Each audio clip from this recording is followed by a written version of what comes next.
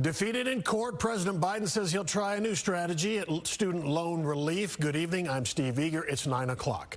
The Supreme Court struck down the president's plan that would have canceled up to $20,000 of debt for millions of Americans paid for by taxpayers. No doubt he's preparing for the loss. The White House revealed it has a plan B, but there are some wrinkles. Loan payments will need to start, by the way, in October. Fox 4's Blake Hansen joins us with the latest. Blake?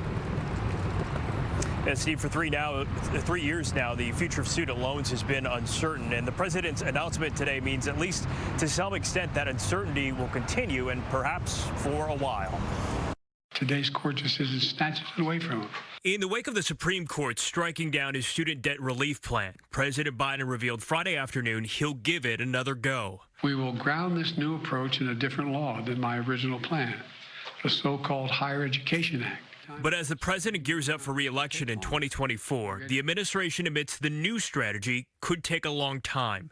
And even once finalized, it may not apply to as many people. It's too early to say, but we have clear guidance from the president and the secretary that our goal is to provide relief to as many borrowers as possible under this process. Although the Biden administration lawyers believe the president has authority to offer relief under the Higher Education Act, they also believed in the plan the Supreme Court struck down 6-3 Friday. It found the Secretary of Education went too far in using a law that allows him to modify loans. Chief Justice John Roberts wrote for the majority, the Secretary's plan has modified the cited provisions only in the same sense that the French Revolution modified the status of French nobility.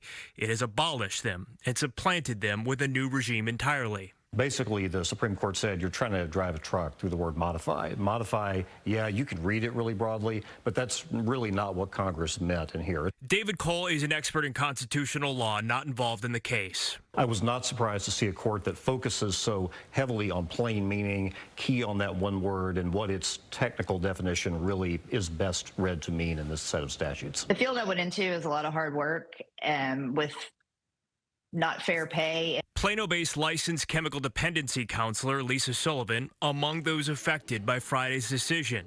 She says she'll have to put plans of going back to school on hold. I'm saving money to try to do it. I work an extra side job, and I kind of put that into savings. There are a couple other steps that the president announced today. One is a 12-month on-ramp period for restarting payments. So even though that interest would start accruing again in September, if you don't immediately make payments during that on-ramping period, you wouldn't default and your credit would not take a hit. The White House also rolled out a new income-driven repayment plan. So previously, borrowers could pay 10% of their discretionary income. That's now being lowered to 5% of discretionary income, along with some other benefits. Steve? All right, Blake, we'll see where this goes. Thank you.